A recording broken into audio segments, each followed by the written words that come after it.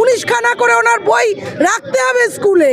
ওনার বই পড়াবেন, রবীন্দ্রনাথ পড়াবেন না, নজরুল পড়াবেন না। সরকারি স্কুল 8,000 তুলে দিয়ে 26,000 মদের দোকান তৈরি হয়েছে। আমাকে দেবে কেন? লক্ষ্মীর ভাণ্ডার তো দিতে গেলে তো আমার কাউন্সিলরের বাড়িতে যেয়ে বসতে হবে। ওই নামেই লক্ষ্মীর ভাণ্ডার। মিছিল মিটিংয়ে যদি যেতে পারেন তবেই লক্ষ্মীর ভাণ্ডার পাবেন, না হলে পাবেন না। তোলাবাজির শিল্প এটাই মূল, তার সঙ্গে চুরি দুর্নীতি এটাই মূল শিল্প, বাকি আর শিল্প বলে পশ্চিমবঙ্গে কিছু নেই। মমতা বন্দ্যোপাধ্যায় তৃণমূল কংগ্রেস আসলে মন্দির মসজিদ ধর্মের রাজনীতি পশ্চিমবঙ্গে আমদানি করলো এই কারণে, কারণ পশ্চিমবাংলায় চাকরি নেই, স্কুলগুলো সরকারি স্কুলগুলো বন্ধ হয়ে যাচ্ছে। আর এই মুখ্যমন্ত্রী মিথ্যেবাদী মুখ্যমন্ত্রীর হাত থেকে বাংলাকে ছিনিয়ে আমাদের নিতেই হবে।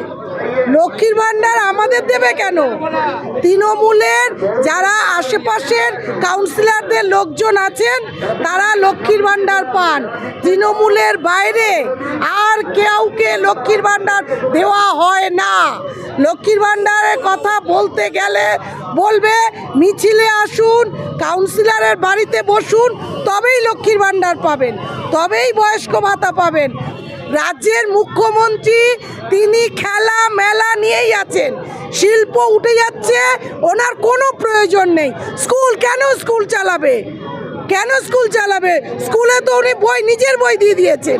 19খানা করে ওনার বই রাখতে হবে স্কুলে। ওনার বই পড়াবেন, রবীন্দ্রনাথ পড়াবেন না, না পড়াবেন ওনার বই। উনি তো চান না ছেলেমেয়েরা শিক্ষিত হোক, কারণ শিক্ষিত হলেই চাকরি চাইবে, শিক্ষিত হলেই কাজের খোঁজ করবে, তাই উনি চান না স্কুল উঠে যাক। কেন? বেসরকারি স্কুল যত গজিয়ে উঠবে তত উনি টাকা পাবেন, তত উনি তাদের কাছ থেকে টাকা নিতে পারবেন। বাড়ি তৈরি, নতুন বাড়ি তৈরি হলেই ওনার লোকাল ছেলেরা ইট বালি ফেলতে পারবে। তাই সরকারি স্কুল বন্ধ হয়ে যাক, পুরনো নতুন করে আবার সেই বেসরকারি স্কুল শুরু হবে। সেখানে মুখ্যমন্ত্রীর ভাইপো, মুখ্যমন্ত্রীর ভাই তারা গিয়ে সেই বিল্ডিং করতে পারবে। এটাই তো এখন রাজ্যের শিল্প ব্যবস্থা হয়ে গেছে। মুখ্যমন্ত্রী একা নিজেই এসআইআর করেছেন। উনি সবার পশ্চিমবাংলার সব মানুষকে বলেছেন এসআইআর হতে দেব না, কিন্তু নিজে আগে এসআইআরটা করেছেন, নিজের মন্ত্রীরা এসআইআর করেছেন। উনি আগে নিজের মন্ত্রীরা, নিজের দলের কর্মীরা তারা বিএলএ হয়েছেন, তারা বিএলএর পুরো কাজ করেছেন। সেখানে দাঁড়িয়ে যতই মিছিল করুক মানুষ এটা জানে যে মুখ্যমন্ত্রী মিথ্যে কথা বলছে। আমরা মিছিল করছি, আমরা আজকে বাংলা বাঁচানোর জন্য রাস্তায় নেমেছি, বাংলাকে এই মুখ্যমন্ত্রী মিথ্যেবাদী মুখ্যমন্ত্রীর হাত থেকে বাংলাকে ছিনিয়ে আমাদের নিতেই হবে। যে এই সরকার শুধু যে অপদার্থ তা নয়, তারা বিভিন্ন স্কুলে নিয়োগের যে পরীক্ষা নিয়েছে সেই পরীক্ষায় তারা যে অপদার্থতার পরিচয় দিয়েছে সেটা শুধুমাত্র তাদের অপদার্থতা নয়, তাদের পরিকল্পিত এটা একটা কাজ।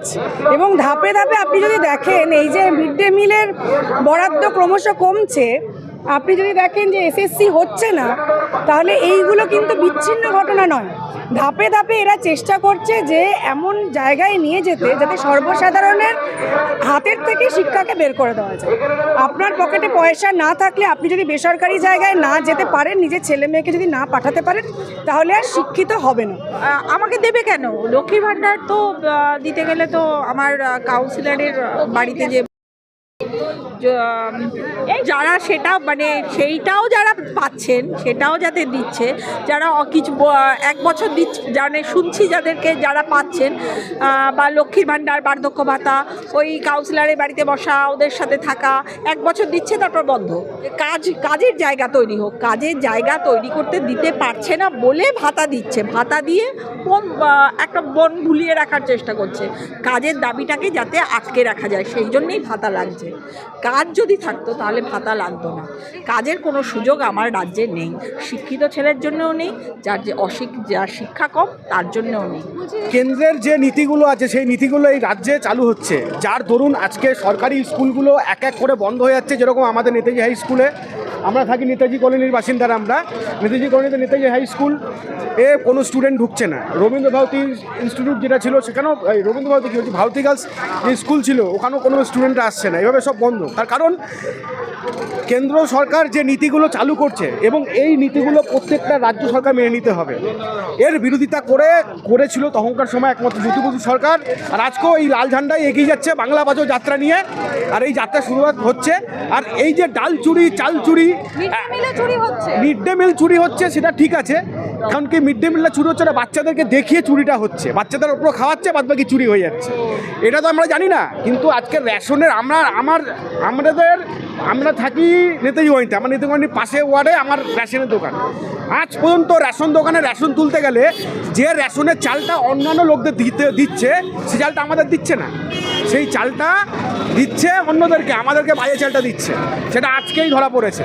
এটা রাজনৈতিকভাবে একটা প্রচার চালিয়েছিল, কিন্তু কেন্দ্র যখন রায় দেবে সেটাকে সব স্টেট থেকে মেনে নিতে হবে। তার ধরুন ওনারা এখানে একদিকে বলছে এসআর হবে না, একদিকে দেখা যাচ্ছে এসআর হচ্ছে, সবাইকে ফর্ম দিচ্ছে, ফর্মটাকে আপডেটও করাচ্ছে, এই হচ্ছে কথা। এর মধ্যে আবার রাজনীতি হবে। 2002 সালে যাদের ভোটার লিস্টে নাম নেই তাদেরকে হিয়ারিংয়ে ডাকবে। এবার কথা হচ্ছে এমনও দেখা যাচ্ছে যারা মানে লিস্টে নাম নেই, অথচ যখন স্ক্যান করছে তোমার ইয়েতে পাওয়া যাচ্ছে, স্ক্যানে পাওয়া যাচ্ছে। আমাদের কাছে লিস্টে নাম আছে, অথচ স্ক্যানে পাওয়া যাচ্ছে। এই জিনিসগুলো সঠিকভাবে করতে হবে না ইলেকশন কমিশনের থেকে। পশ্চিমবাংলায় সংস্কৃতি ছিল না তো মন্দির মসজিদের সংস্কৃতি আমদানি কারা করলো, এবং আমদানি করলে কোথা থেকে আমদানি করলো? এর উত্তর মমতা বন্দ্যোপাধ্যায়, তৃণমূল কংগ্রেস আসলে মন্দির মসজিদ ধর্মের রাজনীতি পশ্চিমবঙ্গে আমদানি করলো এই কারণে, কারণ পশ্চিমবাংলায় চাকরি নেই, স্কুলগুলো, সরকারি স্কুলগুলো বন্ধ হয়ে যাচ্ছে, জনরোষ প্রতিদিন জাগ্রত হচ্ছে।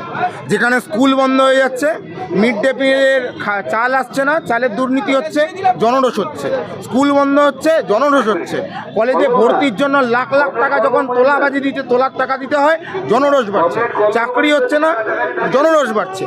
সামগ্রিকভাবে জনরোষের প্রতিফলন এই বাংলা বাঁচাও যাত্রা। এই বাংলা বাঁচাও যাত্রার মধ্যে দিয়েই 26-এ আসলে নতুন সরকার, লাল ঝান্ডার সরকার তৈরি করার আহ্বান আমরা জানাচ্ছি। পশ্চিমবঙ্গে এখন শিল্প বলতে মূলত যেটা তোলাবাজির শিল্প, সব জায়গায় দাঁড়িয়ে তোলাবাজির শিল্প এটাই মূল, তার সঙ্গে চুরি দুর্নীতি এটাই মূল শিল্প, বাকি আর শিল্প বলে পশ্চিমবঙ্গে কিছু নেই। সরকারি স্কুল 8,000 তুলে দিয়ে 26,000 মদত, এটাই হলো তৃণমূল সরকারের নীতি। যার ফলে আমরা যারা বারবার বলি যে পরিবর্তন চাই এই সরকারকে এই মুহূর্তে সরকারকে দূর না করলে আগামী দিনে পশ্চিমবঙ্গের আমাদের বাচ্চা কাচ্চাদের অবস্থা আরও খারাপ হবে। আপনারা জনরোষ মেসি কাণ্ড নিয়ে বলছেন, জনরোষ আপনারা দেখতে পেয়েছিলাম আরজিকর কাণ্ডে, সেটাকে বলেছিল জনরোষ। মেসি কাণ্ডে কোনো জনরোষ হয়নি, সেটা হয়েছিল আবার একটা চুরি, আবার একটা দুর্নীতি, সেইটাকে সেখানকার যারা ছিল সাধারণ মানুষ সেটাকে প্রতিবাদ জানিয়েছিল। কিন্তু যেটা জনরোষ আপনি বলছেন সেটা আমরা আরজিকর কাণ্ড থেকেই সেটাকে ধামাচাপা দেওয়ার চেষ্টা এখনও চলছে। আজকেই দেখবেন সুপ্রিম কোর্ট থেকে সেই বিচার আবার হাইড করে এসছে।